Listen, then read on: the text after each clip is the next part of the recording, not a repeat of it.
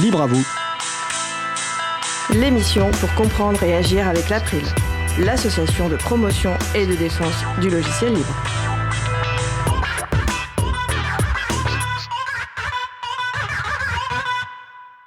Bonjour à toutes, bonjour à tous. Les rencontres professionnelles du logiciel libre de Lyon, ce sera le sujet principal de l'émission du jour. Également au programme, cyberstructure et le piège de la peau de phoque dans le boyau, une chronique de Laurent et Laurette Costi. Soyez les bienvenus pour cette nouvelle édition de Libre à vous, l'émission qui vous raconte les libertés informatiques proposée par l'April, l'association de promotion et de défense du logiciel libre. Je suis Julie Chaumard, bénévole à l'émission de radio Libre à vous.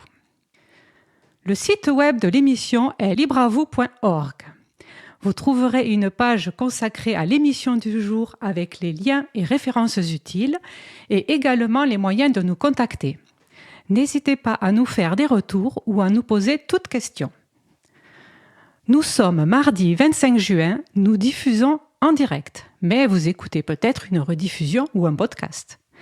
À la réalisation de l'émission aujourd'hui, Frédéric Couchet. Bonjour Fred. Salut Julie, belle émission à vous. Nous vous souhaitons une excellente écoute. Cause commune, la voix des possibles, 93.1 FM et en DAB+ en Ile-de-France. Partout dans le monde sur causecommune.fm et sur l'appli Cause Commune. Pour participer à notre conversation, causecommune.fm, bouton de chat, salon libre à vous. À cœur vaillant, la voix est libre, de Laurent et Laurette Costi. Comprendre Internet et ses techniques pour mieux l'utiliser, avec des logiciels libres et des services respectueux des utilisatrices et des utilisateurs, pour son propre bien-être en particulier et celui de la société en général. Laurent Costi est administrateur de l'April et fait cette chronique avec sa fille Laurette. Au programme aujourd'hui, cyberstructure et le piège de la peau de phoque dans le boyau. Et nous voici donc mardi 25 juin 2024 pour la dernière chronique de la saison. On vous en promet des bien belles, vous allez rire aux larmes et apprendre des tas de trucs super sympas à placer dans les conversations familiales pour paraître plus intelligent ou intelligente que vous n'êtes. En parlant d'intelligence, je peine encore à clarifier certains points autour de l'empreinte et de la signature des fichiers.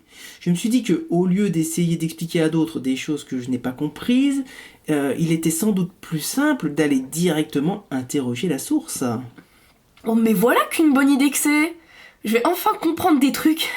Laisse-moi deviner qui tu vas inviter et j'ai ma petite idée. Émilie, peut-être, la pote libriste de Sweden's Krummeldish.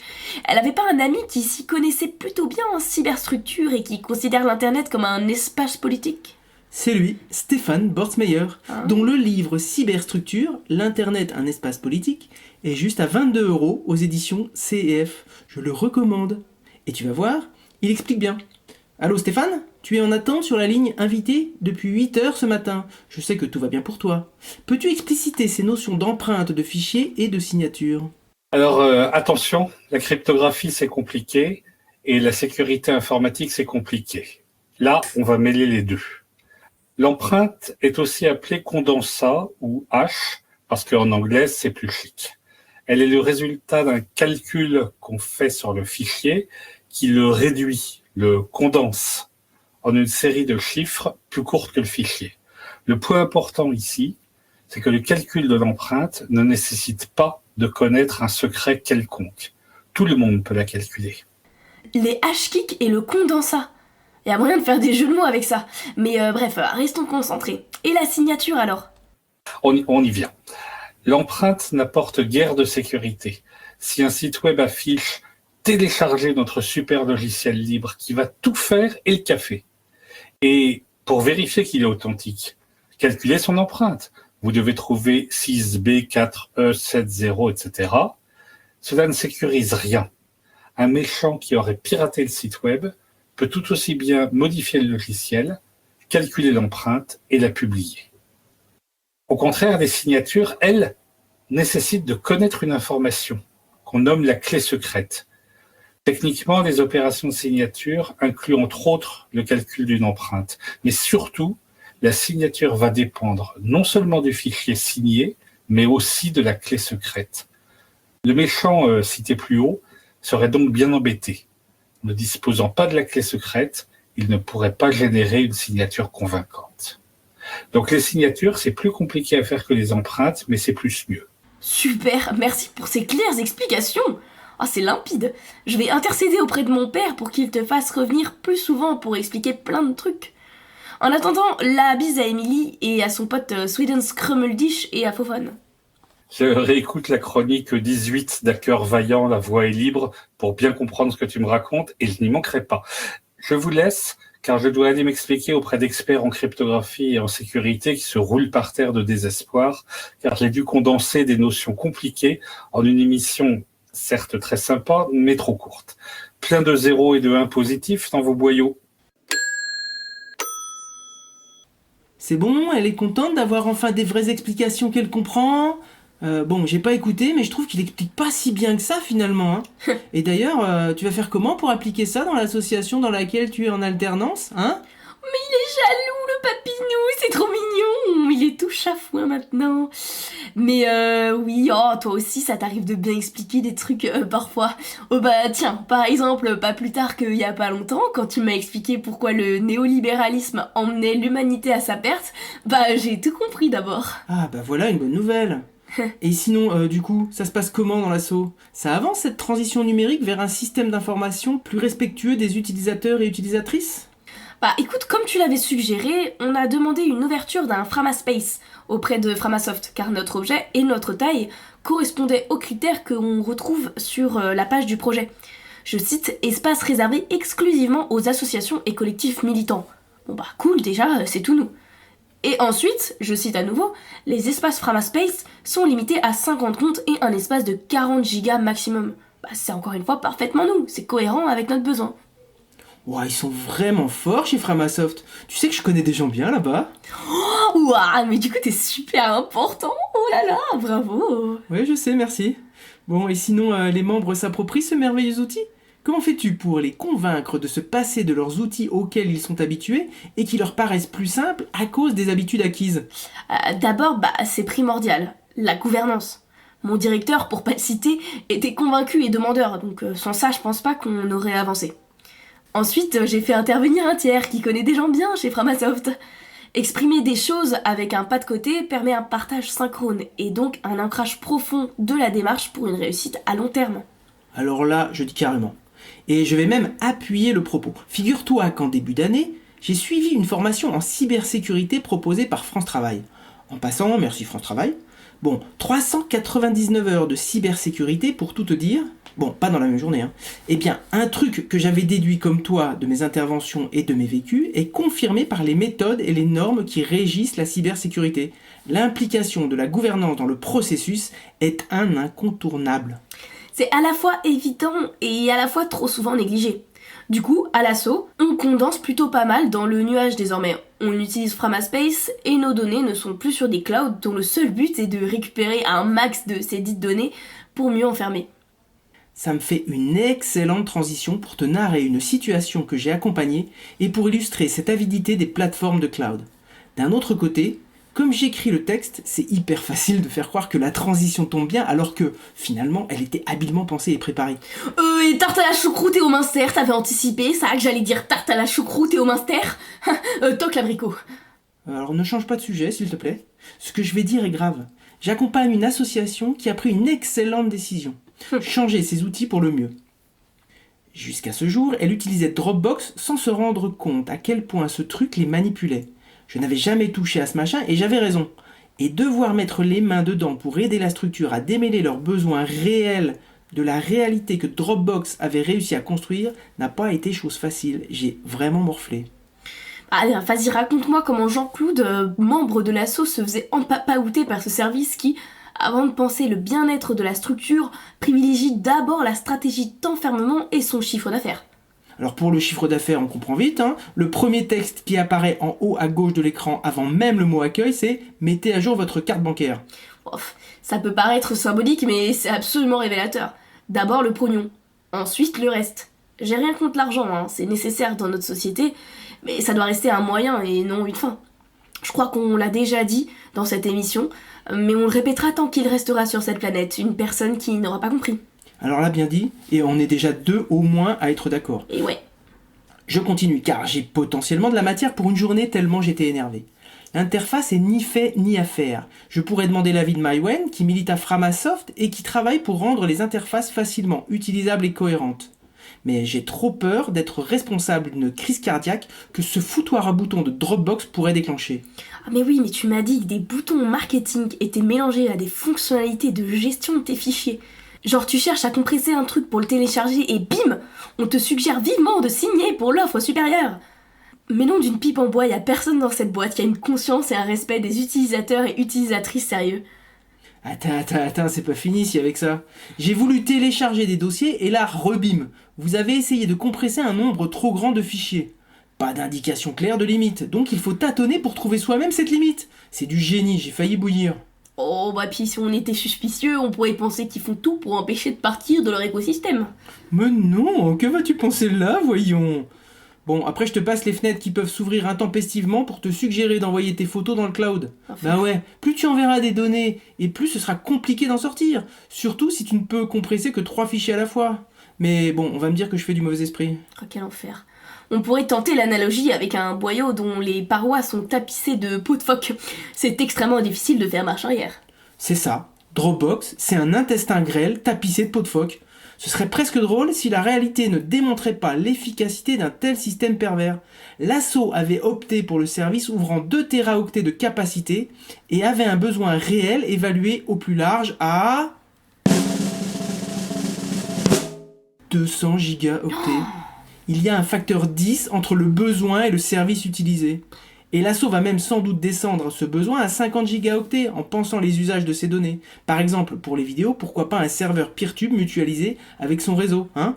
Bon, bref, faites comme cette association, engagez une réflexion sur votre transition numérique et vous verrez à moyen terme tous les bienfaits de cette démarche. Il y a désormais des ressources multiples pour vous aider et vous accompagner. Emancipasso, les chatons, Framasoft, les structures du libre qu'on peut retrouver sur l'agenda du libre, j'en passe et des meilleurs. Et investissez dans la formation plutôt que dans des licences de logiciels privateurs de liberté. Les membres de l'asso vont monter en compétences et ça c'est que du bon pour la structure. Sur ce, je vais aller farter du boyau et installer des Python pour faciliter la remontée des structures de l'ESS. Par exemple, Nextcloud est un super Python pour sortir des clouds à valeur de données, tel le grand Sarlacc à valeur de Jedi. Eh ben, À tantôt, heureuse framarpenteuse de Framaspace. Nextcloud, si je me trompe pas, c'est codé en PHP et JavaScript, pas en Python. Mais bon, je chipote. Allez la bise, mon farteur de boyau préféré. Nous sommes de retour en direct dans Libre à vous, l'émission qui vous raconte les libertés informatiques. Nous venons d'entendre à cœur vaillant La voix est libre de Laurent et Laurette Costi. Nous allons à présent faire une pause musicale. Après la pause musicale, place au sujet principal, les rencontres professionnelles du logiciel libre. Nous allons écouter Django par Mr. Smith. On se retrouve dans 3 minutes. Belle écoute, belle journée à l'écoute de Cause Commune, la voix des possibles. Cause Commune 93.1.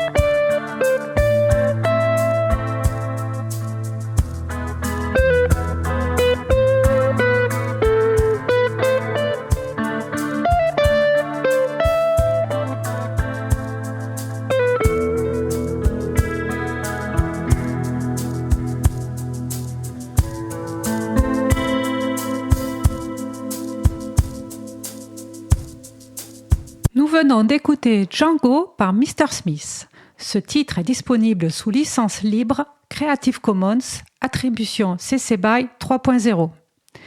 Nous allons passer au sujet suivant. Retrouvez toutes les musiques diffusées au cours des émissions sur causecommune.fm et sur libreavou.org. Libre à vous, libre à vous, libre à vous. L'émission de l'April sur les libertés informatiques. Chaque mardi de 15h30 à 17h sur Radio Cause Commune, puis en podcast. Et maintenant, nous allons passer au sujet suivant. Nous allons poursuivre par notre sujet principal, une visite aux rencontres professionnelles du logiciel libre.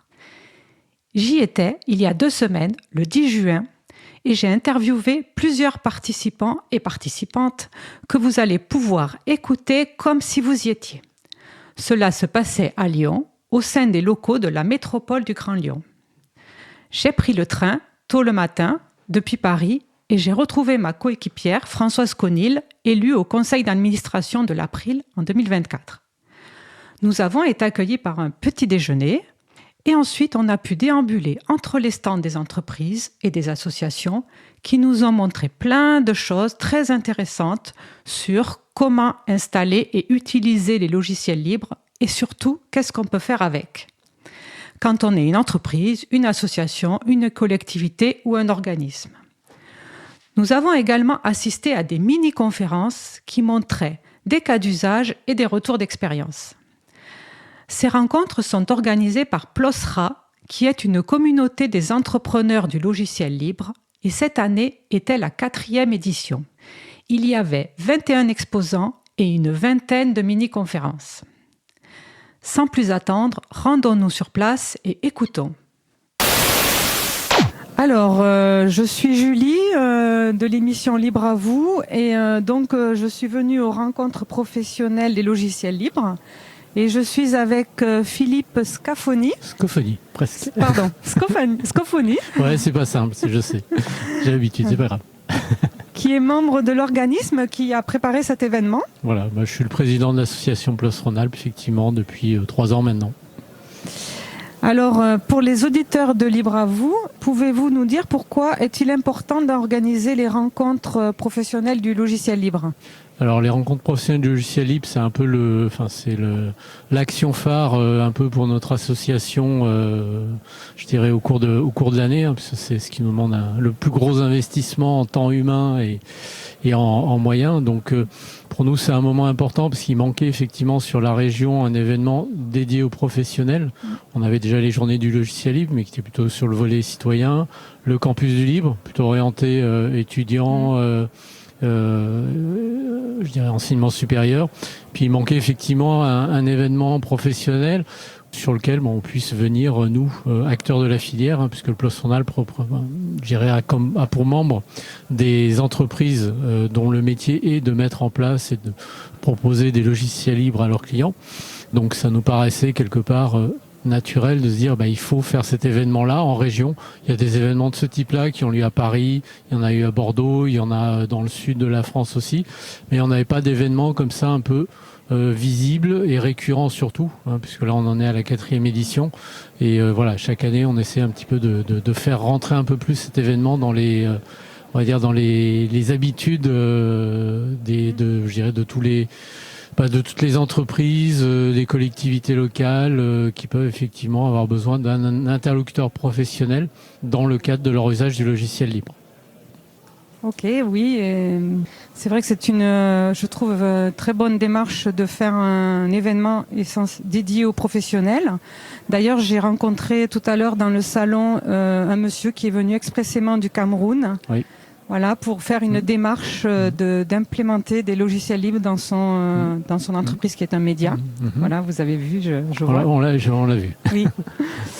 Merci pour cette présentation. Et du coup, cette année, donc après ces 4 années, donc vous m'avez dit. C'est la 4e édition. Voilà, 4e édition. Donc, quelles sont les nouveautés, les modifications que vous avez apportées ? Alors, chaque année, on peaufine un petit peu plus l'événement. On avait l'an passé, on avait mis en place effectivement un un flux de conférences. C'est-à-dire qu'avant, on avait plusieurs conférences en même temps, mais du coup, les gens s'éparpillaient, ils hésitaient, ils allaient à l'une et pas l'autre. Et des fois, ils étaient déçus de pas avoir vu certaines conférences parce qu'elles avaient lieu en même temps.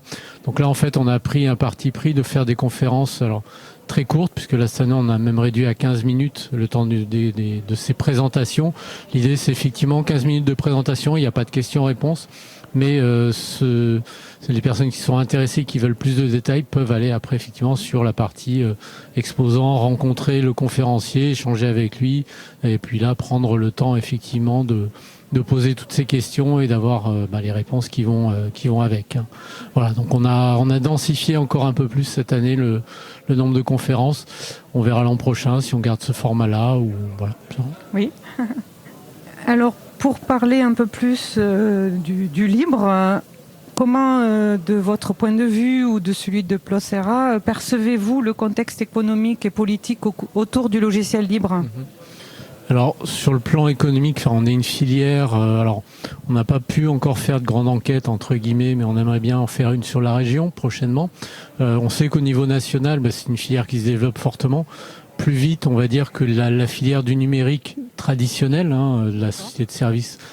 Donc on a beaucoup de structures qui sont en croissance continue, régulière, et quand on regarde chez nos membres, on voit bien que je dirais, ces structures-là se portent bien, se développent bien.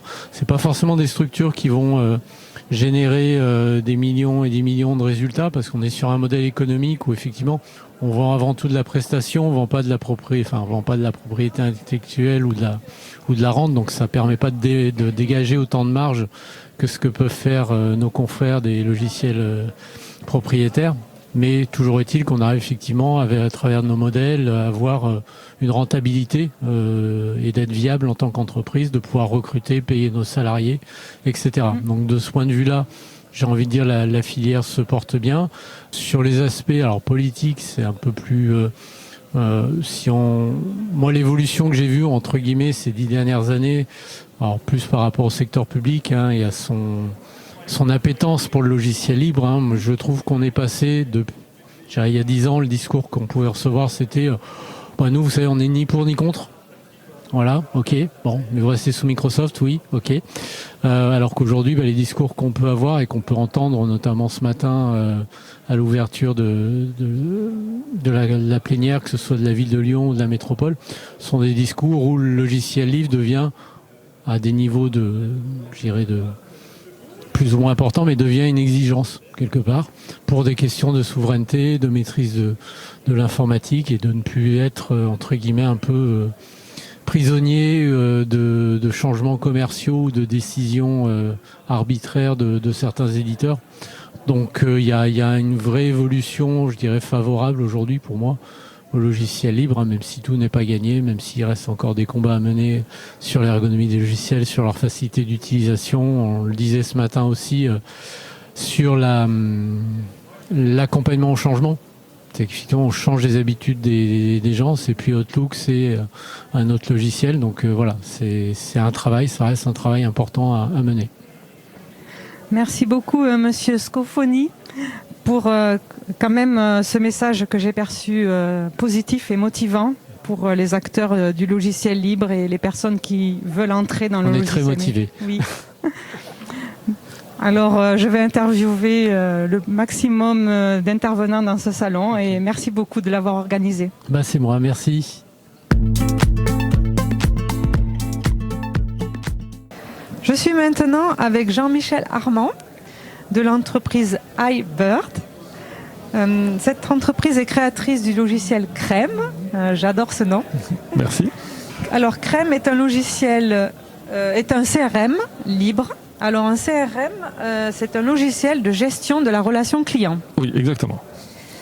Jean-Michel, donc, vous êtes à titre personnel adhérent à l'April depuis 21 ans. Oui, ça commence à faire. Oui. Et au titre de iBird depuis quand même au moins 15 ans. Donc, merci beaucoup. Pourquoi c'est important pour vous donc d'adhérer à l'April ? Alors, moi, je suis libriste depuis très longtemps. J'ai presque, depuis mes années lycée, on va dire. Et à l'époque, donc, quand je suis arrivé en école, en études supérieures, j'avais envie de...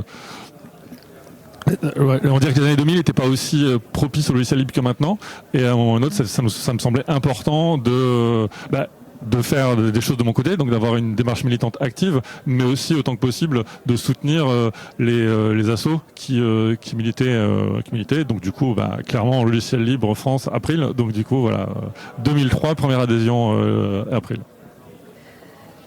Et nous pourrions parler du modèle économique du libre et le modèle économique des entreprises comme vous qui vivent du logiciel libre. Et ce modèle est-il en train de changer ? Comment est-ce que vous voyez le futur ? Alors par ailleurs, tout à l'heure, j'ai interviewé Monsieur Scofoni de l'organisme Plosera, qui a eu un discours assez positif et motivant même, je dirais, en parlant de développement et de croissance du contexte économique du logiciel libre. Donc vous, comment voyez-vous le futur de cette économie ? Oui, alors c'est vrai que je serais assez d'accord avec Philippe. On va dire que même si on a encore un peu des freins, il y a souvent eu au démarrage, il y a quelques années, il y avait souvent, on va dire, un peu une frayeur des entreprises d'utiliser du logiciel libre, etc. Ça s'est pas mal réduit. Bon, il y a toujours de temps en temps des petites frictions, des petites mais vous faites du logiciel libre, est-ce que c'est... Mais on a enfin passé l'étape, et donc on a de plus en plus de gens de plus en plus de projets qui sont en demande spécifiquement de logiciel libre. D'ailleurs, dans les appels d'offres publics, souvent c'est avec du logiciel libre, c'est un critère obligatoire. Et donc on a vraiment une vraie appétence qui s'est créée chez nos clients ou chez nos futurs clients pour avoir du projet en logiciel libre, parce que du coup, à un moment ou à un autre, ils ont pu voir que ça marche, ils ont pu voir que les projets fonctionnent, ils ont pu voir que des partenaires utilisent des logiciels libres et que ça fonctionnait bien. Potentiellement, ils ont eu des mauvaises expériences avec des logiciels propriétaires, et donc du coup, ils n'ont pas forcément envie de reproduire ça. Ça peut avoir, nous, dans notre branche, on a souvent des entreprises qui en rachètent d'autres, donc des gammes de logiciels qui s'éteignent et où ils ont juste pas la main, et donc ils ont envie de se dire ok, on veut avoir plus de sécurité, plus de l'accès au code source, c'est quand même important, et donc du coup, oui, je pense qu'il y a une vraie alors on va pas dire il y a pas une explosion, mais il y a une vraie demande. Il y a vraiment des gens qui se disent ok, on veut du libre, et ça devient un vrai critère. Et puis il y a aussi un autre, alors on va dire que c'est un peu plus à la marge, mais il y a de plus en plus des vrais critères de démarche RSE des entreprises, etc.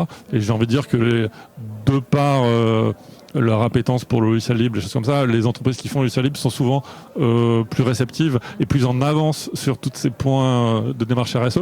Et donc donc c'est du indirect, mais ça aide aussi. J'ai l'impression qu'on est un peu dans la même mouvance là-dessus. Pouvez-vous juste nous préciser qu'est-ce que c'est RSE ?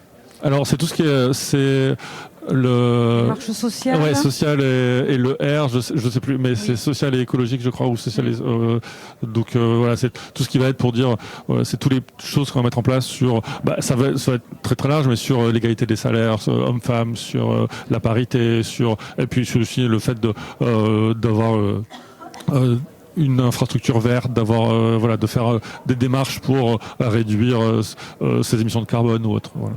Oui, je pense que d'ici quelques années, il y aura des objectifs RSE à atteindre pour les entreprises obligatoires.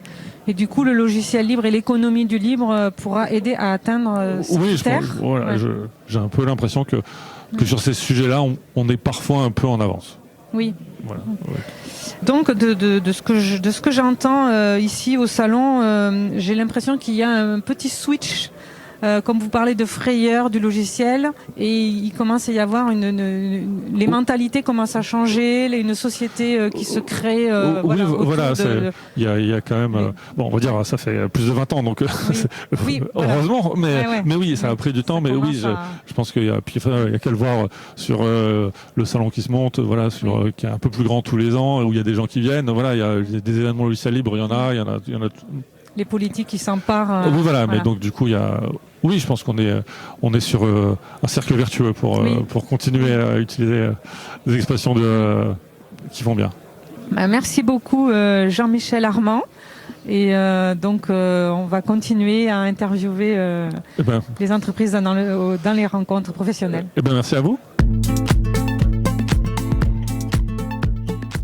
Je suis maintenant avec Marie-Jo Kopp-Castinel de l'entreprise OpenGo, spécialisée dans la bureautique libre, mais Marie-Jo va nous en parler.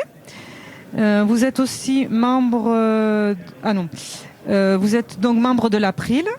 Et je suis aussi également avec Damien Renou de l'entreprise Bâtisseur Numérique, qui va donc interagir avec Marie-Jo Kopp-Castinel parce qu'ils ont des sujets en commun.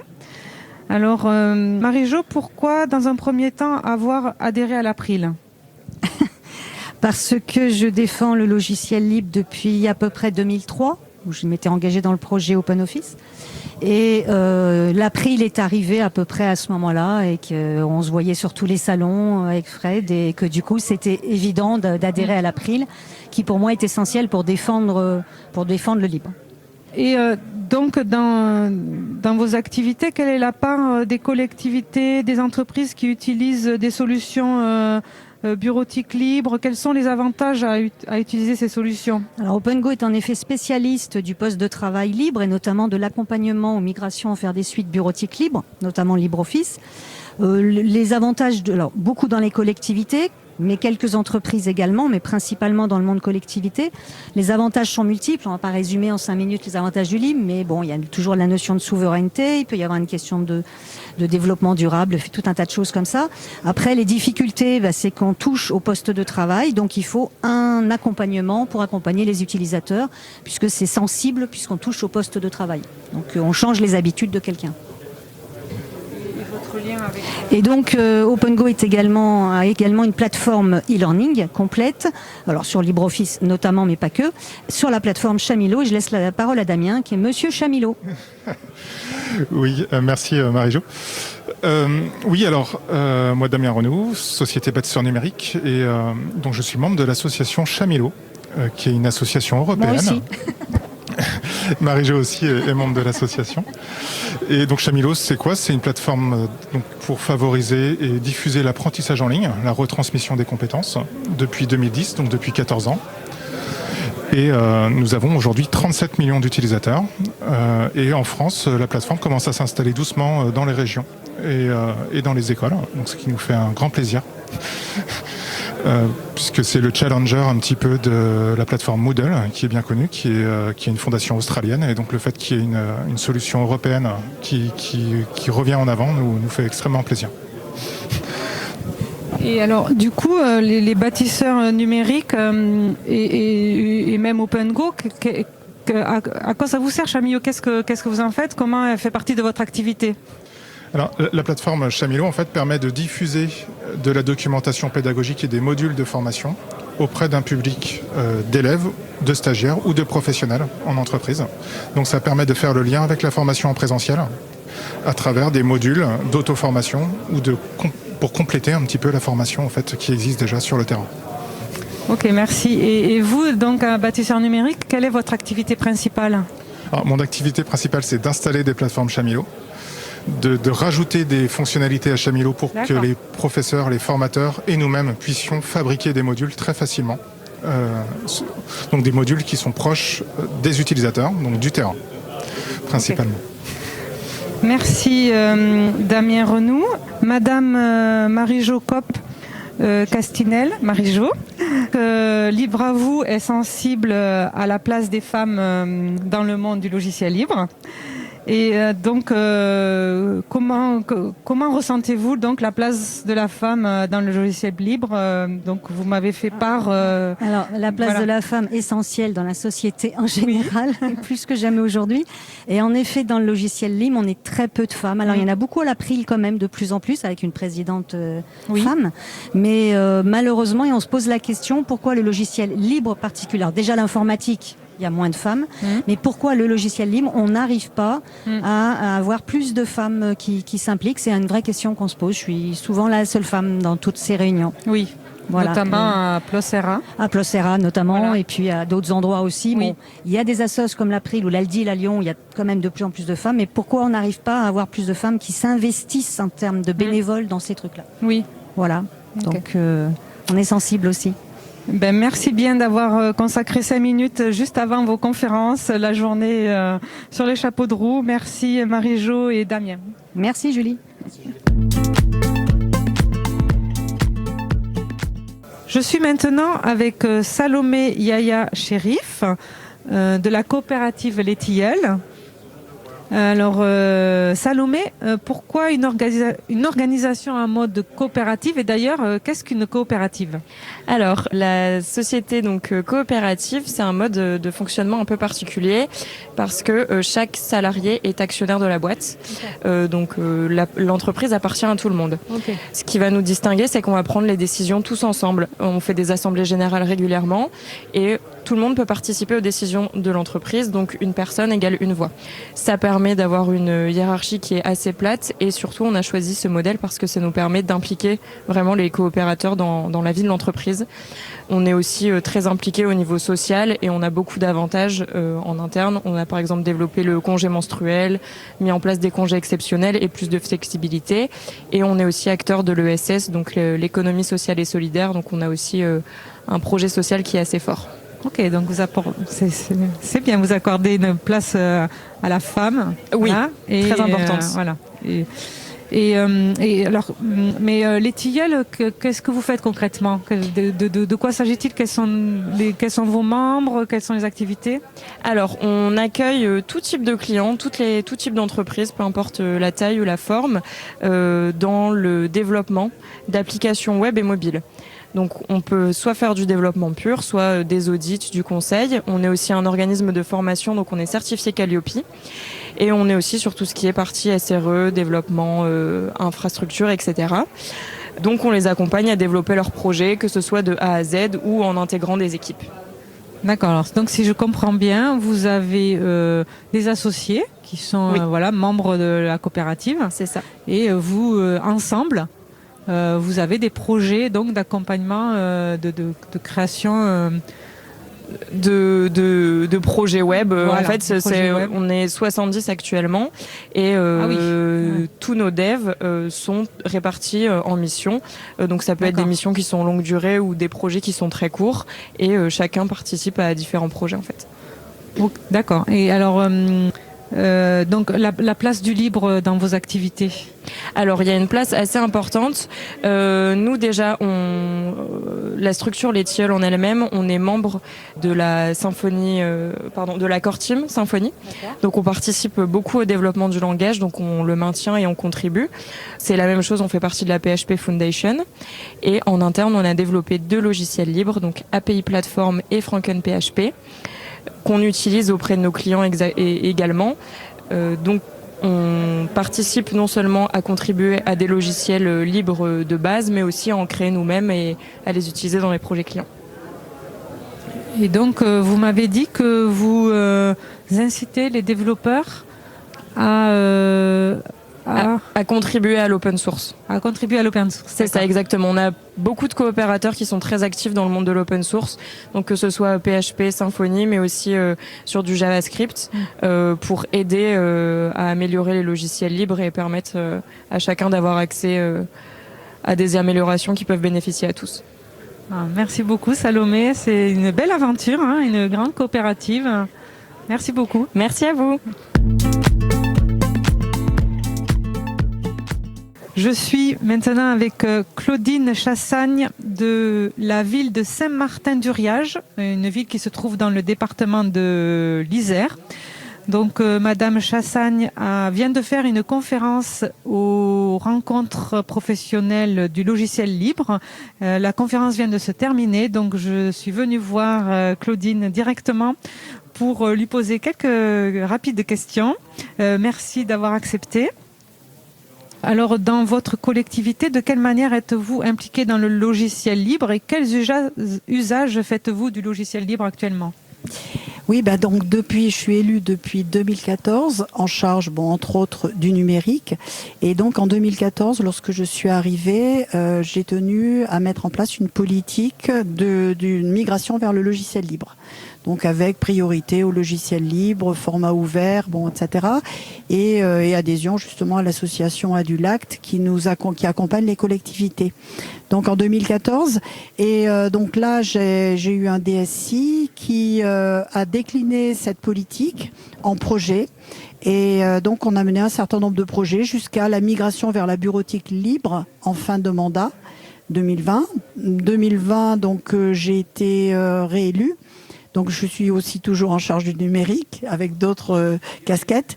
Et là, donc, je suis partie sur une politique plutôt du numérique responsable et inclusif, justement, puisqu'on a besoin d'accompagner les personnes en difficulté avec l'informatique. Et donc le logiciel libre continue à nous aider beaucoup là-dessus. Pour la sobriété, par exemple, la sobriété numérique, justement, en allongeant la durée de vie des terminaux, voilà. Donc, et puis en mettant en place des logiciels simples pour accompagner les utilisateurs, voilà. Merci. Je vois que depuis 10 ans, en 2014, c'est admirable. Voilà. Merci. Voilà, oui, c'est pas toujours facile parce que les équipes changent, les agents changent, donc il faut tout le temps former, accompagner, expliquer et bien montrer les enjeux, politiques, les enjeux techniques. Mais même si les équipes changent, vous avez évangélisé ceux qui partent, peut-être. J'espère que ça perdurera. Voilà. Et donc je vous ai pas demandé qui vous étiez dans la ville, une élue Alors, une élue au niveau étiquette Non. Quel est votre poste, votre rôle dans la ville? Je suis adjointe donc en charge de l'agriculture, l'économie locale, le tourisme. Adjointe, et donc voilà, c'est ça, le numérique. D'accord. Voilà. Merci. Et donc je suis une ancienne DSI, donc j'ai été DSI à l'université dans une grande collectivité. Voilà. Vous savez de quoi vous parlez. Oui. Et donc on va peut-être venir sur le sujet des femmes. Voilà. Donc moi j'ai fait des études d'informatique qui remontent à 1975, 76, d'ingénieur. Ouais. Et donc j'ai toujours travaillé en informatique. Je suis un peu un dinosaure de l'informatique, comme je disais à mes étudiants. Et alors au fur et à mesure, donc ça fait presque 45 ans, mais je trouve que les femmes sont toujours aussi peu représentées dans le milieu informatique en général. Et je pensais que dans le logiciel libre, parce qu'il y avait vraiment des enjeux éthiques, j'allais en trouver un peu plus. Mais non, ça reste quand même un milieu un peu de geeks, développeurs, qui parlent beaucoup développement entre eux. Donc chaque fois, il faut les remettre un peu sur le bon chemin. Mais voilà, je trouve... Et ici, ça m'a frappé là en arrivant ce matin. Les femmes, on les compte sur le doigt de la main. Il y a encore des efforts à faire. Oui. Mais dans les deux sens, je pensais à la fois convaincre les filles que c'est intéressant, que c'est pas forcément que de la technique et que du développement, mais qu'on peut faire des choses très intéressantes avec justement les logiciels libres et puis avec l'informatique. Et puis après aussi, peut-être que les hommes cèdent un peu la place aussi. Bon, voilà. Donc c'est, en termes de gouvernance, c'est vraiment un équilibre à trouver. En tout cas, votre parcours est très inspirant. Merci. Merci. Merci bien. Merci bien pour cette interview. Merci. Merci. Je suis maintenant avec Clément Oudot de l'entreprise Vortex, spécialisée dans l'infrastructure. Bonjour Clément. Bonjour, merci de m'accueillir. Donc effectivement, Vortex, société d'expertise en open source, principalement infrastructure, tout ce côté serveur. Voilà, virtualisation, messagerie, base de données, identité. Clément, pourquoi est-il important que Vortex adhère à l'April ? Alors on est adhérent depuis le début de Vortex et puis tous les responsables de Vortex étaient à l'April également et j'y suis à titre personnel également membre de l'April. Pour nous c'est très important que l'April continue à faire le travail de surveillance politique et aide à infuser en fait le logiciel libre dans la société, que ce soit pour les particuliers, les associations et également les entreprises. Et donc, quel est le rôle alors de Vortex dans l'écosystème du libre ? Alors on est une société de services, c'est-à-dire qu'on va proposer des services, du support, de la formation ou même de l'hébergement à nos clients. Mais on a vraiment à cœur d'être au sein de l'écosystème du logiciel libre, puisqu'on est nous-mêmes des contributeurs d'un certain nombre de composants. Les gens qui sont chez nous ne vont pas seulement répondre aux besoins de nos clients, mais on va aussi essayer de faire que ces besoins-là et les financements que nos clients apportent à Vortex viennent bénéficier directement au logiciel. Voilà, donc on est notamment des principaux contributeurs de Lemon LDAP NG, LSC, LDAP Toolbox, et voilà, un certain nombre de composants complètement open source. Merci Clément. Alors parlons du Cyber Resilience Act. Oui. Alors vous m'avez décrit quel en était l'impact, qu'est-ce que c'était ? Pouvez-vous en parler aux auditeurs ? Oui, c'est quelque chose effectivement qui est arrivé il y a quelques mois sur nos écrans, et donc il y a eu beaucoup de discussions, et puis nous via le CNLL, on est aussi membre du CNLL, on a essayé d'influer un peu la politique européenne pour que le CRA, donc le Cyber Resilience Act, n'ait pas trop d'impact sur l'écosystème de l'open source. La difficulté de cette mesure du CRA est que effectivement il peut y avoir un impact pour les petites sociétés comme nous qui allons proposer du logiciel libre à nos clients, d'avoir trop de lourdeur administrative et trop d'engagement en fait à tenir pour continuer à faire notre métier, sachant que le logiciel libre est de nature sans garantie. Donc c'est là où on est très vigilant. Tout n'est pas encore réglé et écrit. On est en train de mettre en place ce qu'il va falloir faire pour qu'on continue à être dans la légalité et continuer à pouvoir travailler dans le logiciel libre en respectant ces normes. Merci pour ces éclairages. Alors Clément Oudot, c'est ça ? Oui. Voilà. Par ailleurs, je sais que vous êtes chanteur dans le groupe Capitaine. Captain, voilà, tout à fait, c'est mon nom de scène. Voilà. Donc nous diffusons sur Libre à vous. Je vous en remercie. Plusieurs musiques, tout à fait. Pour continuer à parler de la musique et du livre, pourquoi avez-vous choisi de diffuser vos musiques sous une licence libre de droit ? C'est un engagement personnel, donc c'est effectivement, moi depuis 20 ans, je travaille dans le logiciel libre et pas uniquement pour des aspects techniques, mais vraiment aussi pour des aspects humanistes et de partage. Et comme en loisir, je fais de la musique, naturellement, je me suis dit qu'il était bien aussi de partager avec le plus grand nombre. Donc toutes les musiques sont sous licence art libre, Creative Commons, j'ai le plaisir de faire des concerts de temps en temps dans un certain nombre de manifestations du libre. J'étais au JDLL il y a quelques jours pour faire un concert et j'espère pouvoir intervenir dans d'autres conférences très bientôt. Merci beaucoup Clément et bon salon à vous, bonne rencontre. Merci. À vous, et nous allons écouter votre musique. Merci. Nous allons donc faire une pause musicale. Nous allons écouter le Musée d'Art Contemporain par Captain, que vous avez entendu dans les interviews. On se retrouve dans 3 minutes. Belle journée à l'écoute de Cause Commune, la voix des possibles. Cause Commune 93.1.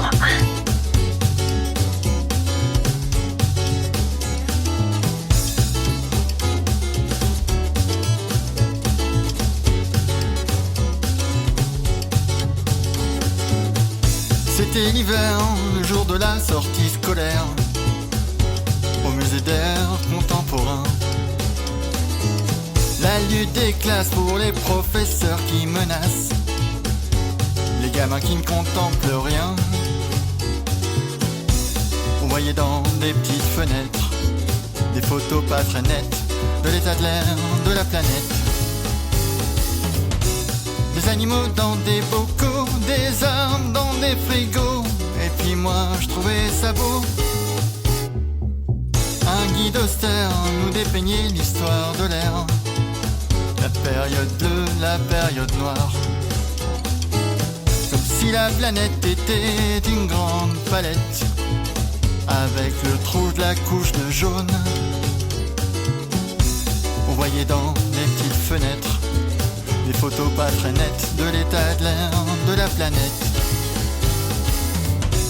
Des animaux dans des bocaux, des arbres dans des frigos. Et puis moi je trouvais ça chouette.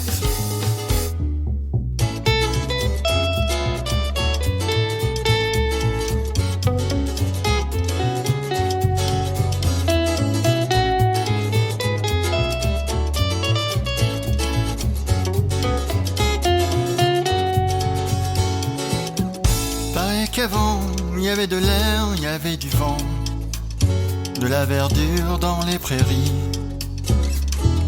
Oui, mais maintenant la terre, le ciel, les océans, ils sont tout froids, ils sont tout gris.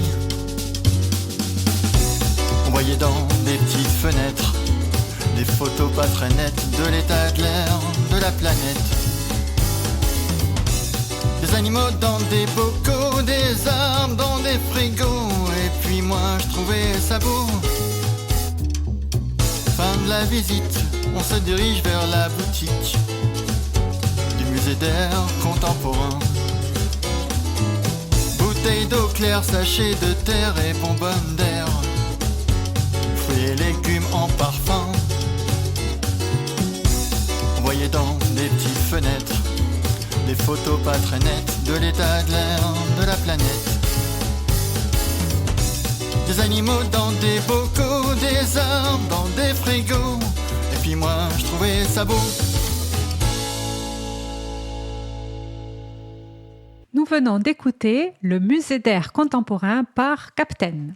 Ce titre est disponible sous licence libre Creative Commons, attribution CC by SA 3.0. Retrouvez toutes les musiques diffusées au cours des émissions sur causecommune.fm et sur libreavou.org. Libre à vous, libre à vous, libre à vous. L'émission de l'April sur les libertés informatiques. Chaque mardi de 15h30 à 17h sur Radio Cause Commune, puis en podcast. Nous sommes toujours au RPLL, petit nom pour les rencontres professionnelles du logiciel libre, juste après la pause déjeuner.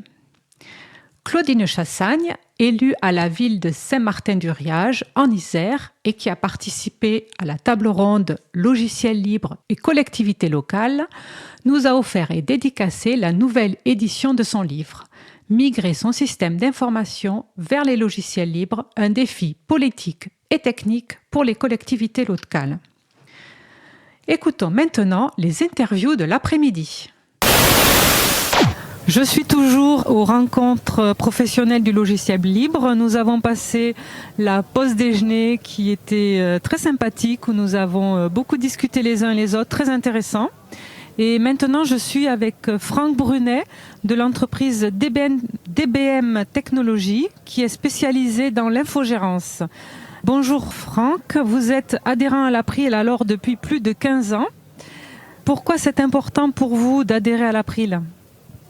Alors, effectivement, sur la durée, ça fait très longtemps puisque j'ai plus le souvenir et j'ai fait partie, donc en tant qu'exposant, des premières Linux Expo à l'époque au CNIT, et c'est à ce moment-là que j'avais adhéré à l'April.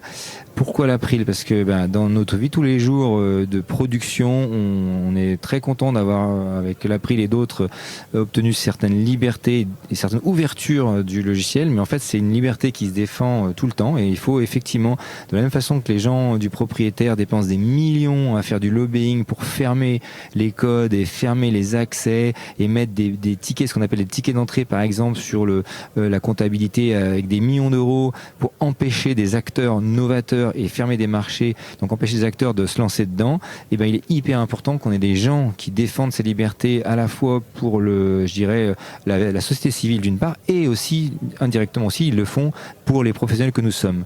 Voilà, donc ça c'est pour moi une façon de dire je peux pas moi-même investir plus de temps, j'ai que 24 heures par jour, donc je peux pas effectivement moi aller militer, faire du lobbying et aller voir les politiques et leur expliquer l'intérêt pour l'humanité et les Français de toute manière d'avoir du libre le plus possible autour de nous, que ce soit en informatique d'ailleurs, ou en médicaments ou d'autres, voilà, d'expliquer effectivement pourquoi il n'y a pas de cohérence à essayer de faire voter des brevets logiciels qui sont une hérésie absolue.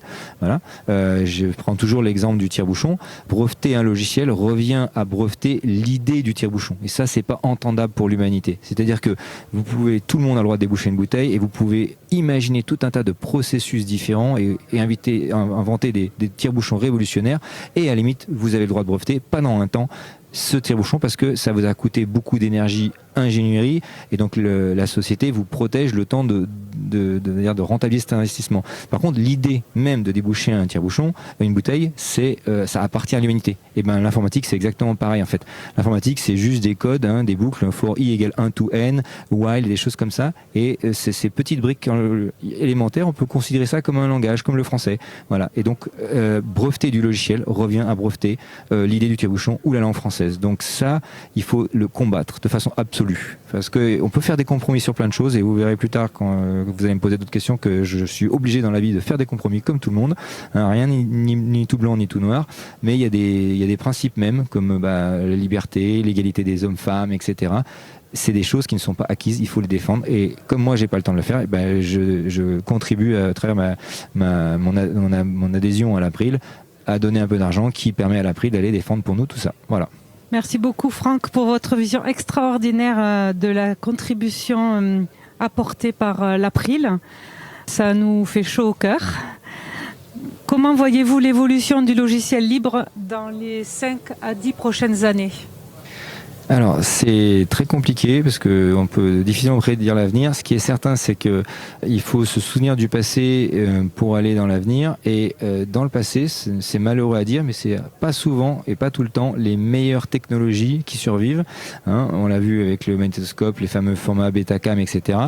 Et ben là, c'est pareil. On a les meilleurs codes parce qu'ils sont ouverts, qui sont travaillés, qui sont sécurisés par des millions de personnes de façon indépendante pour éviter des backdoors, des intrusions de gouvernements extérieurs. Mais à côté de ça, on a aussi des gens qui gagnent énormément d'argent à fermer le code. Et donc ces gens-là, ils peuvent faire du lobbying pour justement essayer de discréditer le logiciel libre. Donc c'est extrêmement compliqué. D'autant plus que les gens, donc moi, j'aimerais et je vais contribuer dès que je pourrai plus sur du code parce que j'aurai un peu plus de temps. Pour l'instant, c'est pas le cas. Mais ce qui est certain, c'est que j'admire tous les gens qui ont réussi, ça peut même être des gros, même des fois je crache pas que sur les gros. Google par exemple, c'est un très beau contributeur au noyau Linux, et ça je ne le cache pas. Et donc moi je rêverais d'avoir assez, effectivement, de dégager assez de bénéfices dans notre entreprise pour pouvoir encore plus contribuer avec du code. Aujourd'hui, on le fait, notre contribution, elle est beaucoup plus sur, on va dire, de la pédagogie, sur la transformation de gens, l'accompagnement et la défense, dès que je le peux, des idées libres et l'explication de pourquoi c'est mieux un code ouvert intrinsèquement qu'un code fermé, etc. Donc, pour revenir à la question qui est de savoir l'avenir du logiciel libre, effectivement, c'est comme la démocratie, un combat de tous les jours qu'on doit défendre, à la fois politique et économique, parce qu'effectivement, il faut que nos entreprises, malgré tout, pour pouvoir payer des salaires à la fin du mois, il faut faire rentrer des commandes et honorer des commandes. Donc, les entreprises qui sont dans le monde propriétaire, en fait, ils ont tellement d'argent qu'ils ont des capitaux pour faire du lobbying, de la publicité.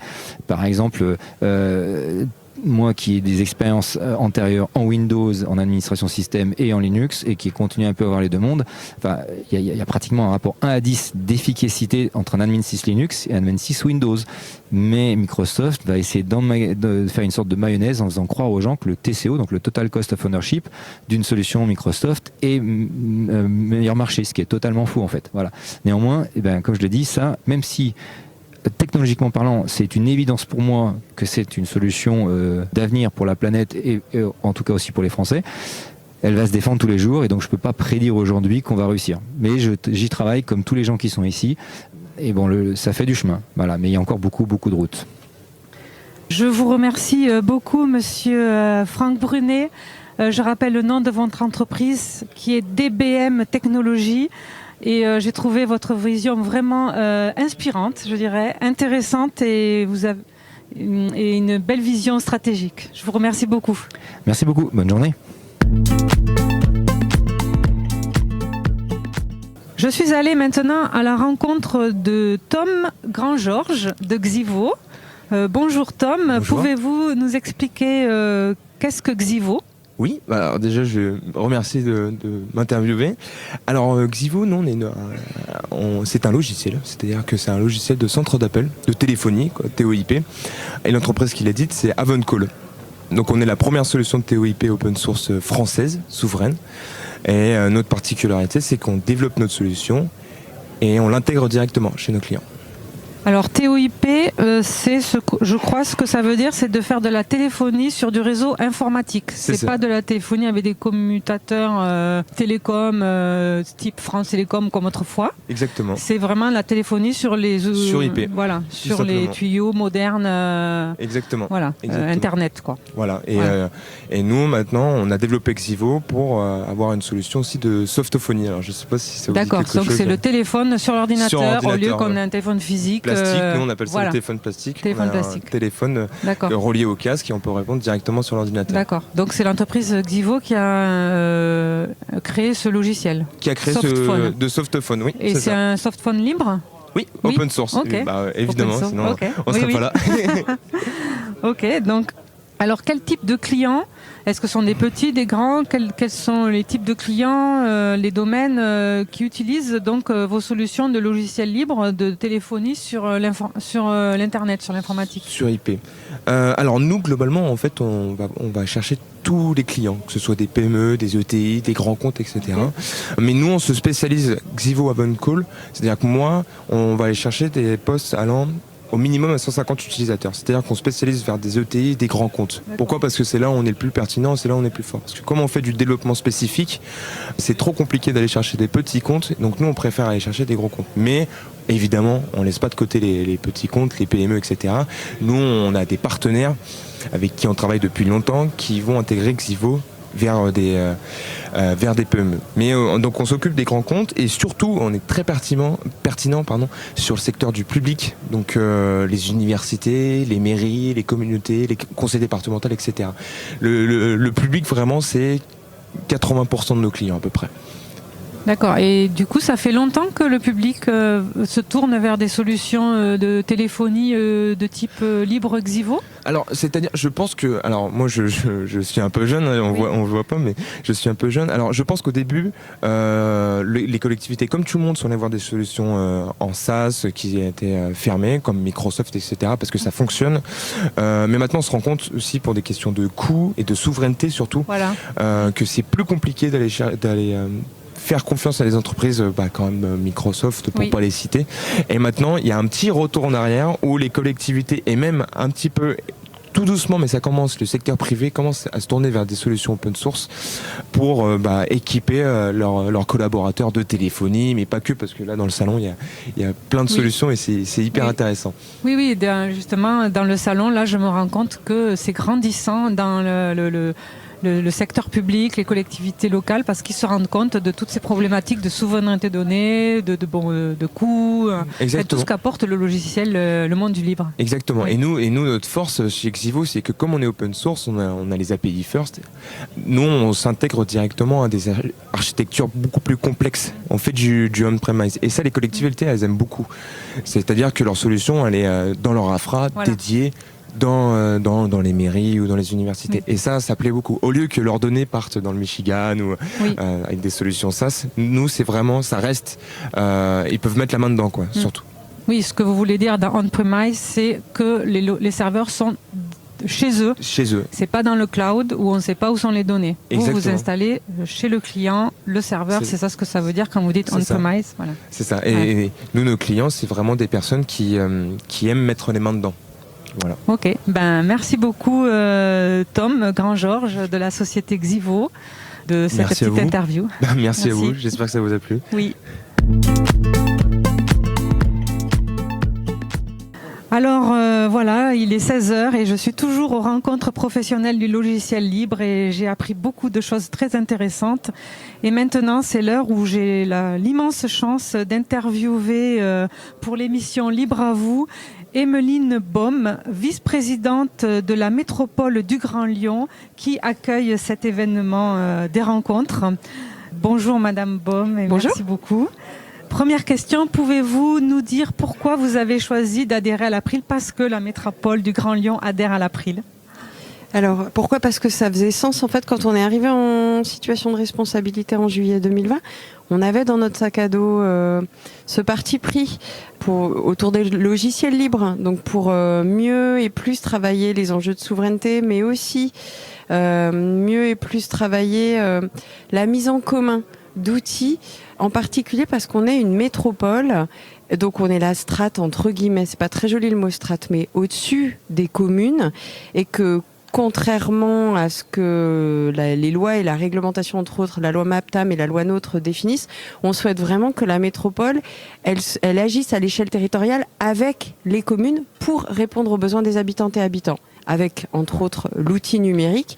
Et il se trouve qu'on a une capacité d'agir avec des investissements, mais aussi avec de l'ingénierie de projet, avec des hommes et des femmes qui travaillent dans nos services, en particulier le service numérique, et qui sont en capacité d'accompagner les communes pour qu'elles puissent déployer des solutions qui auraient été co-construites. Et quoi de mieux que de le faire avec les acteurs du libre. Donc ça faisait complètement sens d'adhérer à l'April.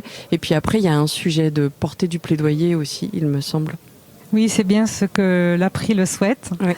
Pourquoi est-il important que la métropole soutienne ces rencontres professionnelles aujourd'hui ? Alors c'est justement pour travailler à un autre angle. Là, dans la première question, c'était plutôt en quoi la solution du libre, ça permet à des acteurs publics d'être plus efficaces ensemble, voilà, tout simplement. Alors que là, le sujet, c'est de prendre conscience de la valeur économique des acteurs du libre, donc les hommes et les femmes qui ont créé, qui portent des organisations et des entreprises et qui agissent au sein de ces entreprises, et leur permettre de partager du retour d'expérience, de se rencontrer, éventuellement d'envisager d'agir économiquement ensemble, donc des rencontres business, pourquoi pas de répondre à des appels d'offres publics ou privés, enfin des acheteurs qui sont tenus par le code de la commande publique, etc., etc. C'est important d'avoir les deux piliers, voire même d'autres piliers, parce qu'il y a le sujet de l'accompagnement des usages dont on parlera sans doute, mais vraiment de dire la métropole c'est un donneur d'ordre, la métropole a un parti pris pour travailler le libre, mais elle ne le fera qu'avec des entreprises qui sont partie prenante en fait de ces enjeux-là, d'où les rencontres entre professionnels. Et puis après, il y a une raison très concrète, on est juste à côté d'un hub de transport et je pense que c'est un gage de réussite que de mettre à disposition ce lieu public juste à côté de la gare, tout simplement. On est sûr qu'il y aura beaucoup d'entreprises qui seront là et c'est ce que je souhaitais. Oui, effectivement. Alors une question sur justement les usages. En 2021, vous aviez voté une délibération pour la transformation de l'environnement numérique de travail des agents. Alors je cite cette description de ce travail. Donc cette délibération propose d'engager la collectivité dans une transformation de l'environnement numérique de travail des agents et de développer dans la durée la part de logiciels libres afin de mieux répondre aux attentes extrêmement fortes sur ces outils du quotidien, de maîtriser la dépense publique sur la durée et de préserver la souveraineté numérique de la collectivité. J'entends beaucoup ce concept souveraineté numérique. Et dépense publique, c'est vraiment les deux choses surtout aussi que j'ai entendues à la conférence tout à l'heure. Oui. Comme beaucoup de collectivités, on est forcément captif d'une solution, la solution Microsoft, et avoir en tête pour celles et ceux qui nous écoutent que la métropole de Lyon, c'est une organisation de entre 9600 et 10 000 agents. Ce que ça veut dire, c'est énormément de besoins extrêmement différents. C'est pas du tout la même chose d'être sur le terrain et de devoir se géolocaliser et de rendre efficace la tournée de collecte des ordures ménagères que de porter un SI achat pour avoir les bonnes données pour évaluer notre politique publique d'achat responsable, ou de porter un SI ressources humaines et d'éditer à temps les feuilles de paye, mais aussi d'être en capacité d'accompagner avec finesse et justesse les agents du service public dans leur parcours de formation, pour donner 3 exemples extrêmement différents. Donc quand on est arrivé en situation de responsabilité, l'équipe numérique nous a montré au président, à moi et à la DGS, l'augmentation exponentielle des besoins aussi bien en matériel qu'en solution logicielle et pro-logiciel légitime des agents du service public pour garantir l'efficacité de nos politiques publiques. Cette dépense-là, elle ne fait que croître. S'y ajoute le sujet d'être dépendant d'une solution. Et donc, avec plein de bon sens, assez logiquement, on a dit, voilà, nous, on souhaite en sortir. On doit garantir un certain niveau de service public. Ce niveau de service public, il est garanti par le fait que des hommes et des femmes travaillent au quotidien, entre autres avec un outil numérique. Or, nous avions en tête qu'une partie de ces hommes et de ces femmes-là, après avoir fait c'est pas des focus group, mais des petites études avec des agents volontaires, que certains agents avaient un certain frein à utiliser des solutions libres, par habitude en fait d'autres solutions, tout simplement. Et ce qu'on a découvert, qu'on savait déjà, mais c'était important de mener l'exercice, c'est de dire si on veut faire bouger l'environnement numérique de travail des agents, alors il faut le faire progressivement, c'est ce qu'on a mis dans la délibération, en les accompagnant et en commençant autant que possible par des volontaires et en commençant sur des objets pas trop compliqués. Donc on a fait le choix d'y aller sur les outils collaboratifs et la messagerie, et on le fait vraiment pas à pas. On a aussi fait le choix de le faire ensemble avec 2 autres organisations, donc avec la ville de Lyon, de travailler ce sujet en commun, par principe justement, donc avec la ville de Lyon et avec le CITIF, qui est un syndicat qui porte des actions autour de l'informatique, entre autres, et qui regroupe une diversité de communes sur le territoire de la métropole, mais aussi dans la Loire. Et je pense que c'est important que les personnes qui nous écoutent aient cette information, c'est-à-dire que dans notre parti pris politique, de soutenir le développement de solutions en libre dans notre environnement numérique de travail, on a mis comme en méthode le fait d'agir à plusieurs et donc de créer en commun des solutions ou d'aller chercher en commun des solutions plutôt que d'acheter ou de trouver chacun dans son coin, ville de Lyon, métropole de Lyon, CITIV, des solutions, de les tester, de se rendre compte de ci, de ça. Pour être très transparente, on a fait le choix d'allonger encore le calendrier pour ce passage au libre pas à pas. Voilà, c'est pas forcément évident politiquement à vivre, mais j'ai bien compris qu'il y a un enjeu d'accompagnement aux usages des agents et agentes du service public, et c'est pour elles et eux qu'on le fait, puisque c'est elles et eux qui garantissent l'efficacité de nos politiques publiques. Merci beaucoup, Émilie Ngom. Je suis maintenant avec Simon Clavier, président de l'association TOSIT, qui va bientôt faire une conférence aux rencontres professionnelles du logiciel libre et qui a bien voulu me parler 5 minutes avant d'enchaîner sur sa conférence. Bonjour. Bonjour, merci Simon. Pouvez-vous présenter TOSIT aux auditeurs de Libre à vous ? Oui, alors l'association TOSIT, c'est une association qui regroupe des grandes organisations. À l'origine, on était 6, Carrefour, EDF, Enedis, Orange, Pôle emploi et SNCF. Donc moi, je suis employé SNCF, je m'occupe de l'open source à la SNCF. Et cette organisation a vu le jour en 2017 parce qu'on avait besoin de mieux coordonner nos actions, de mieux réfléchir ensemble en fait à comment mieux utiliser l'open source aussi et aussi comment mieux contribuer à l'open source en tant que grand groupe. Il y avait déjà des cercles qui existent, il y a des choses comme le SIGREF où il y a déjà des gens qui discutent sur les sujets d'informatique, mais c'était pas suffisamment détaillé ou rentrait pas suffisamment dans le creux du sujet sur mettre en place une stratégie open source, comment aller chercher plus d'open source, comment rendre aussi des choses qu'on aurait pu faire en open source, la contribution. Donc depuis 2017 on a beaucoup grossi puisque maintenant on est 19. Donc vous trouverez le site sur tosit.fr et donc ce sera justement l'objet de ma conférence, à expliquer qu'est-ce que cette association, comment on est né et qu'est-ce qu'on essaye de faire. Et donc ce qu'on essaye de faire, c'est de montrer, de progresser tous en fait. Dedans il y a des entreprises comme la Maïf par exemple qui fait beaucoup d'open source, qui crée des open source. Il y a par exemple RTE qui a monté une fondation qui s'appelle LF Énergie pour faire de l'open source dans sa verticale industrielle de l'électricité, ce qui nous a d'ailleurs donné l'exemple pour nous de faire la même chose. La SNCF s'est engagée maintenant dans une fondation qui s'appelle Open Rail Association où il y a la Deutsche Bahn, les chemins de fer suisses et l'Union internationale des chemins de fer, et là aussi on essaye de faire de l'open source également sur le domaine métier. Donc, je m'écarte un peu de Tozit, mais c'est un peu l'idée. C'est en fait, c'est vraiment un endroit où on discute, où on échange nos stratégies, ce qui marche pas, et on essaye d'avancer ensemble. Et c'est un vrai... oui, on essaie vraiment de faire de la co-construction parce qu'on a eu, par exemple, je vais donner 2 exemples que je vais donner dans la conférence tout à l'heure. Il y a eu un outil de chatbot qui s'appelle TOC, qui veut dire The Open Conversation Kit, qui a été créé par la SNCF il y a un petit moment, plusieurs années maintenant, parce qu'elle ne voulait pas se faire des intermédiaires, etc. Et grâce à Tozit, on a pu comme ça le faire connaître et le faire utiliser et expliquer à ces entreprises comment ça marche, et ça devient maintenant un vrai commun réutilisé par d'autres entreprises. Et un truc intéressant, c'est que c'est un des membres de Tozit, Crédit Mutuel Arkea, maintenant, qui a été le plus gros contributeur sur TOC en 2023. Ça, c'est un des premiers exemples. Le deuxième exemple, c'est une distribution Big Data qui s'appelait Hortonworks et qui était open source, mais qui s'est fait, l'entreprise s'est fait racheter par son concurrent et ils ont fermé le code source.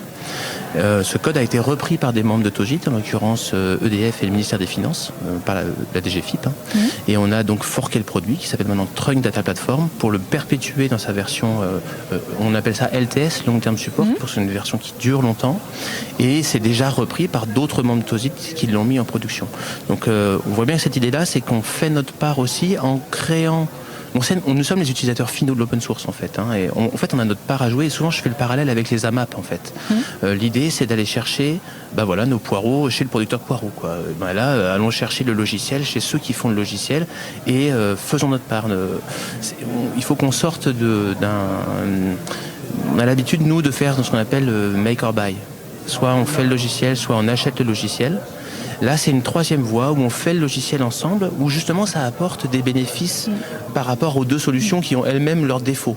Si j'achète le logiciel, j'ai un verrouillage fournisseur, j'ai des prix que je ne maîtrise pas, une roadmap que je ne maîtrise pas.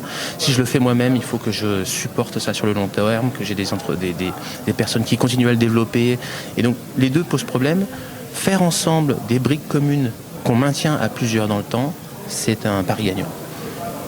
Merci Monsieur Clavier pour cette description inspirante, parce que j'ai pas beaucoup entendu l'histoire des grands groupes qui contribuent au logiciel libre et à l'open source et au partage On essaye. Oui. Et donc le fait que vous soyez regroupés et donc, du coup, vous allez parler de ça avec votre conférence, et voilà, je trouve que c'est super. Merci beaucoup. Merci. Bonne journée. Je suis avec Charline Lombardo de Prop6. Merci Charline d'accepter cette interview. Merci. Donc, pouvez-vous nous expliquer que fait Prop6 ? Alors, Prop6, c'est une société de services spécialisée en logiciels libres. Et on a 2 grands domaines d'activité aujourd'hui, l'administration système et réseau, où on peut intervenir sur tout type de projet, de l'audit du conseil, de la sécurité, de la formation, de l'hébergement, de l'infogérance, du transfert de compétences. Donc on vient en renfort d'équipes existantes ou vraiment en totalité sur le projet pour aider des équipes. Et du coup, c'est quel type d'entreprise ? Alors, on travaille avec tout type d'entreprises aujourd'hui, des administrations de l'État, des TPE, des PME, mais aussi des associations. Et donc, vous avez aussi des applications métiers ? Exactement, on a une activité de développement donc, sur de l'application métier spécialisée. On vient répondre à un cahier des charges et on propose une application sur mesure pour nos clients.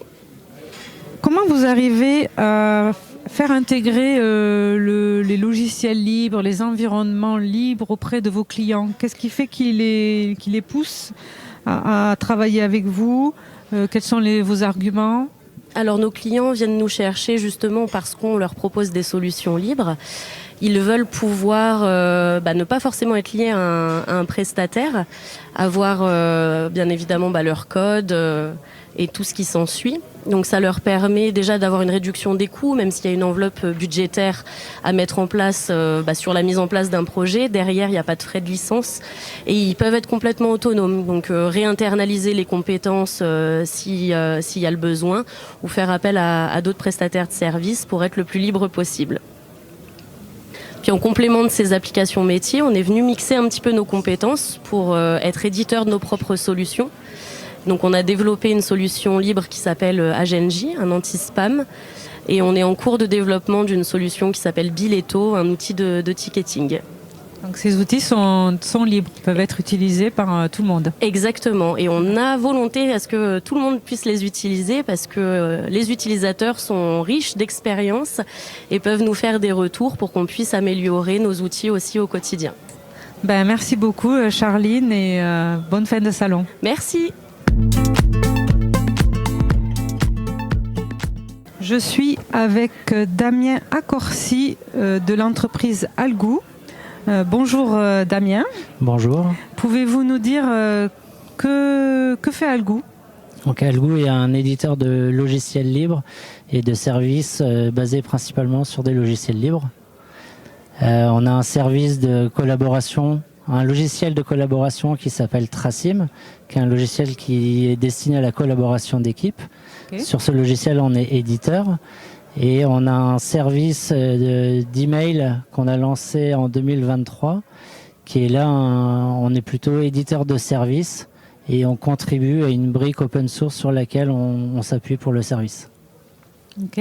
Et alors, quel type d'entreprise, organisme utilise vos solutions de logiciels ? Alors, on a trois typologies principales de clients. On a des associations, des collectivités et des TPE-PME. Alors, j'ai cru comprendre qu'entre les associations et les collectivités d'un côté et les entreprises de l'autre, il y avait des enjeux différents entre la souveraineté et autre chose pour les entreprises. Oui, tout à fait. Donc en fait, les associations et les collectivités sont très demandeuses de souveraineté des données et de réversibilité des services qu'on propose. C'est-à-dire que les logiciels libres vont leur permettre, si à un moment donné ils sont insatisfaits ou que nos tarifs sont trop élevés, ça va leur permettre de passer soit chez un autre prestataire, soit d'héberger eux-mêmes leurs solutions. Et donc c'est une garantie financière pour eux qui ne seront pas verrouillés comme clients chez Algou. Au niveau des entreprises du milieu privé, c'est un peu différent. On va dire que les choix sont plutôt calculés et pragmatiques, où on va chercher un périmètre fonctionnel avec un coût associé. Et les clients vont chercher la solution avec le meilleur rapport qualité-prix. Vous nous avez parlé de votre nouvelle offre email qui est sortie en novembre, je pense. Ouais, c'est ça. Alors, est-elle en croissance ?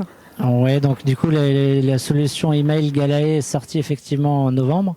On avait fait une campagne de précommande avant de la lancer à l'été 2023 qui nous a permis de valider qu'il y avait une demande pour ce service. Le service a été lancé en novembre, suite à quoi on a eu quelques mois à essuyer des difficultés techniques.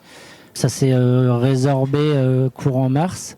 Depuis le mois d'avril, la plateforme fonctionne très bien et maintenant on est dans une phase où on cherche de nouveaux clients, sachant que on a un certain nombre de clients qui ont commandé avec des offres plutôt petites et qui passent progressivement sur des offres plus importantes, signe que le service est satisfaisant.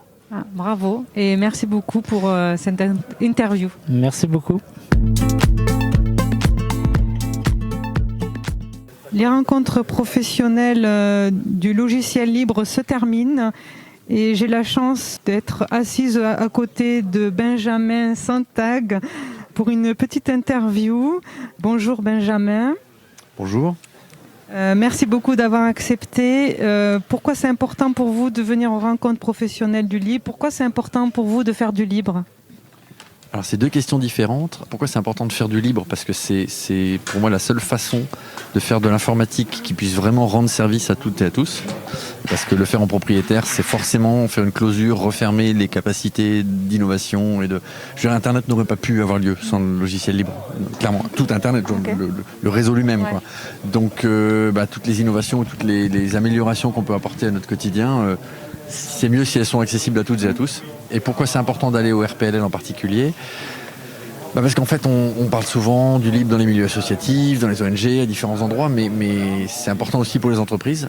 Et qu'on soit simple entreprise ayant besoin d'usage, ce qu'on appelle l'IT, c'est-à-dire bureautique, email, communication de base.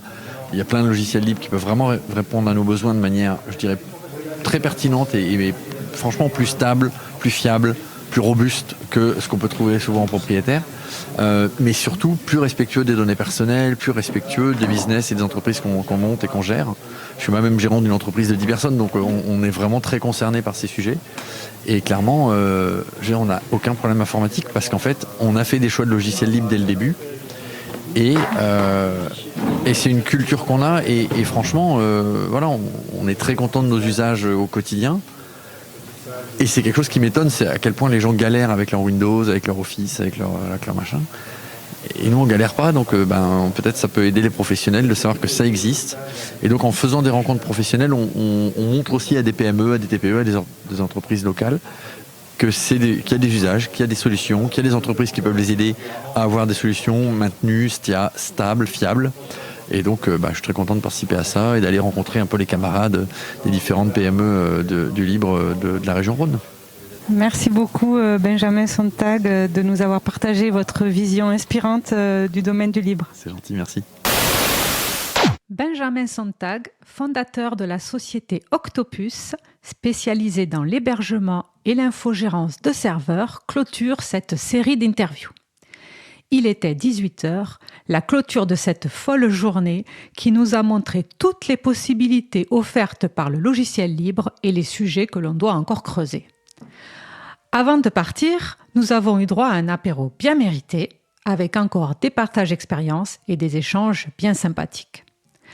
Je remercie toutes les personnes de ces rencontres pour l'accueil qu'ils ont réservé à l'équipe de l'émission et d'avoir participé aux interviews. Vous avez rendez-vous à Lyon, à l'hôtel de la Métropole pour la 5e édition des rencontres professionnelles du logiciel libre le jeudi 25 mai 2025.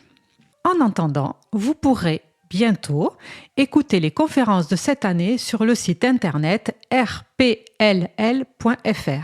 qui est hébergé gracieusement par la société Webelis, qui était également présente au RPLL et qui avait proposé la conférence intitulée « Ne pas payer son site e-commerce ». Notre émission se termine. Nous allons finir par quelques annonces.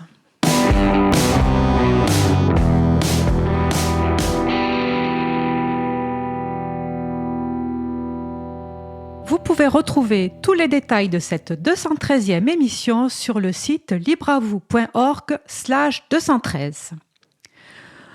Aura lieu du 18 au 30 juin à Lyon, State of the Map France, les rencontres nationales d'OpenStreetMap.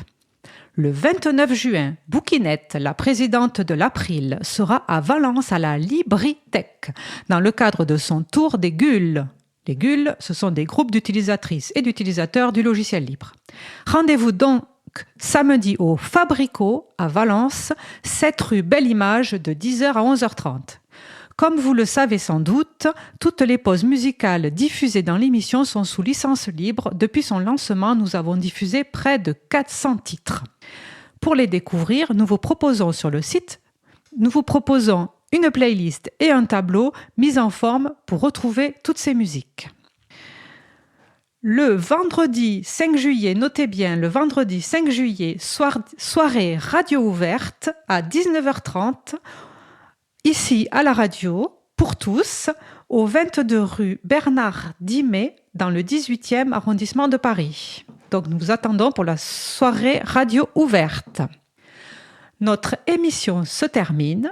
Je remercie les personnes qui ont participé à l'émission du jour, les participantes et les participants des RPLL et Laurent Costi et Laurette Costi. Aux manettes de la régie aujourd'hui, Frédéric Couchet. Merci également aux personnes qui s'occupent de la post-production et des podcasts, tous les bénévoles de l'April, Samuel Aubert, Élodie d'Energy Rodion, Languin, Julien Haussmann et Olivier Grigaud, le directeur d'antenne de la radio.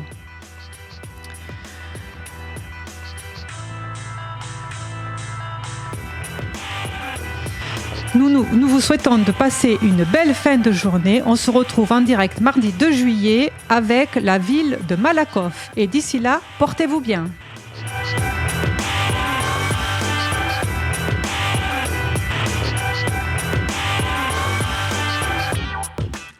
La notion de logiciel libre est apparue quand ? Il y a 40 ans. Où ? Aux États-Unis. Par qui ? Richard Stallman, qui a été initiateur du mouvement du logiciel libre.